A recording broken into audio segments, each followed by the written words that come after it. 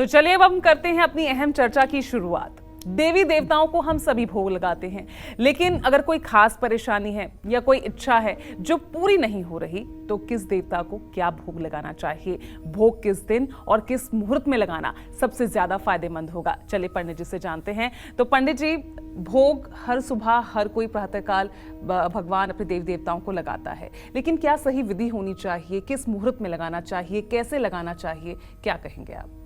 देखो, सही प्रश्न है आपका पूजा। जो हमारे यहाँ पूजा पद्धति है जिसको कर्मकांड कहते हैं जी, शास्त्रों में उसके लिए हमारे यहाँ नियम बनाए गए।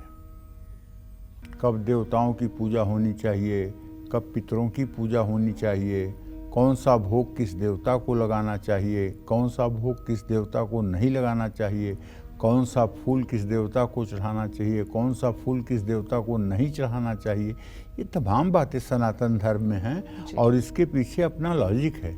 ऐसा नहीं है कि ऐसे अंधेर नगरी धमधूषण राजा जिसने जो लिख दिया वो हो गया, ठीक है ना। तो इस तरह से चाहे पंचोपचार पूजन हो, चाहे षोडशोपचार पूजन हो, चाहे राजोपचार पूजन हो, सब में भोग तो आवश्यक है। भोग माने प्रसाद जी, जो देवताओं के लिए नैवेद्य निवेदित किया जाता है, वो मतलब कि अब नैवेद्य की बात जहाँ तक है, गांव में जब हम बचपन में थे, सत्यनारायण की पूजा होती थी, तो गांव में भैया न फल होता था न मिठाइयाँ होती थी, तो वहाँ गुड़ और दही दोनों चीज़ों को एक आम के पत्ते पर रख करके और नवग्रह को, गौरी गणेश को भोग लगा दिया जाता था जी। उस समय हम लोग बचपन में मंत्र पढ़ते थे, शर्करा खाद्य खाद्यानि दधि क्षीरं घृताण च आहारम भक्ष भोज्यम च नैवेद्यम प्रतिगृह्यताम, यही भोग लगा देते थे। लेकिन अब समय बदला है, जमाना बदला है।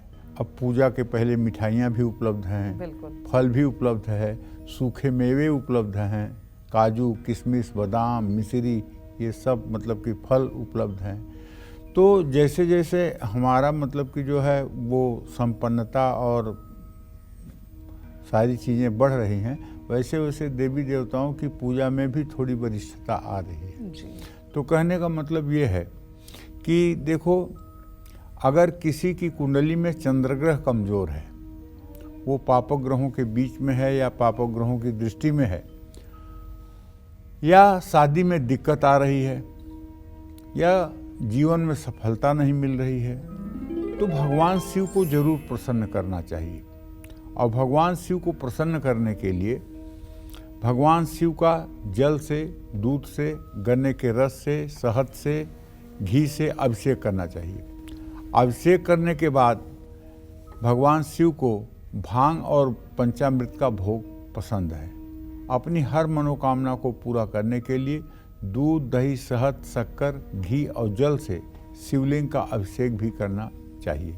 शिवलिंग पर भांग, धतूरा, गंध, चंदन, फूल, कपड़े अर्पित करना चाहिए। भगवान शिव को रेवड़ी, चिरौंजी और मिश्री का भी भोग आप लगा सकते हैं। अपनी किसी विशेष मनोकामना की पूर्ति के लिए सावन में भगवान शिव को पंचामृत, गुड़, चना और चिरौंजी का भोग लगाना चाहिए।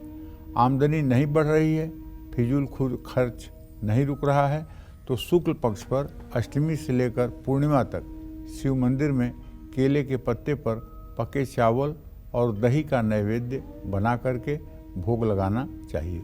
ओम नाभ्यासिदंतरिक्षं शिष्णौद्यौ समवर्ततः दभ्याम भूमिर्दिशा स्रोता तथा लोकान अकल्पयन्न नैवेद्यम निवेदयामी। और नैवेद्य चढ़ाने के बाद 5 बार जल जरूर गिराना चाहिए, 5 आचमनी जल जरूर गिराना चाहिए। ओम प्राणाय स्वाहा, व्यानाय स्वाहा, उदानाय स्वाहा, अपानाय स्वाहा, समानाय स्वाहा, ऐसा बोलते हुए 5 बार जल जरूर गिराना चाहिए, आचमन जरूर करना चाहिए।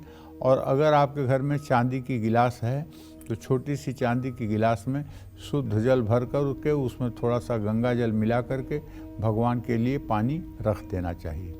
और वो पानी कुछ देर के बाद आप स्वयं उसको ग्रहण कर सकते हैं, वो पानी अमृत बन जाएगा, इसमें कोई संदेह नहीं है। जय माँ विंध्यवासिनी।